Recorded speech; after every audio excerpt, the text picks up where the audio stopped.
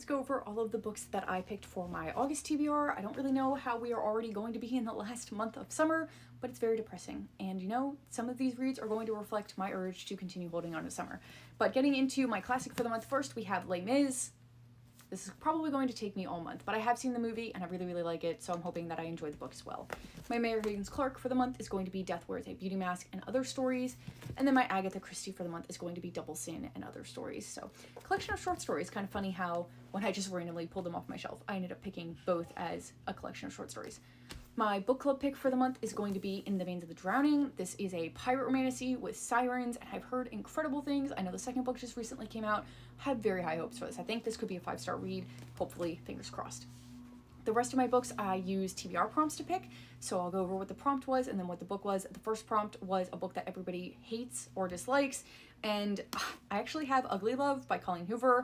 Somebody had sent me this. Most of my Colleen Hoover anymore are books that people gifted to me, and I don't want to get rid of them without reading them and giving them a shot. I know that a lot of people don't seem to enjoy this one, so this jumped to mind pretty instantly.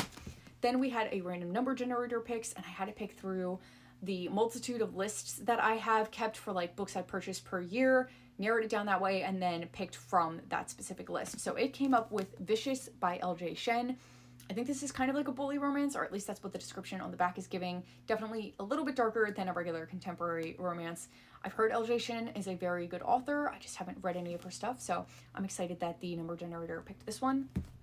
My third prompt was a book with a number in the title. It actually took me longer than I thought it was going to find one of these. I went through this entire bookcase, went to my other one, and the first one that I found was the one that I landed on because it was just taking a while at that point. And that's going to be Nine Liars. This is a standalone kind of a book after the Truly Devious series. It doesn't tie into that mystery, but the characters are going to still be the same. I really enjoy these. If you like the Natural series, I think that you would enjoy these as well. Great YA mystery.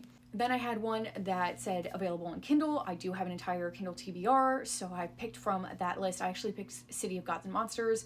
This is on my priority TBR for the year as well, which is why I decided to pick it. I know that it's a fantasy series. I don't know too much else about it. I kind of want to go into it blind, maybe like urban fantasy, but that's all I've got for that one. My next prompt was a book that I got from a little free library, and I picked Not the Girl You Marry, which is, again, another romance. So very romance-heavy month going on, but this is also my priority TBR for the year. And then my last prompt was pick a book with a season in the title. I decided to pick one that said summer because it's our last month of summer, and I picked Summer People, which is an indie book that I got after a book retreat, and it has a cute premise to it, so hopefully it's good, and I love this cover. It's very, very summery.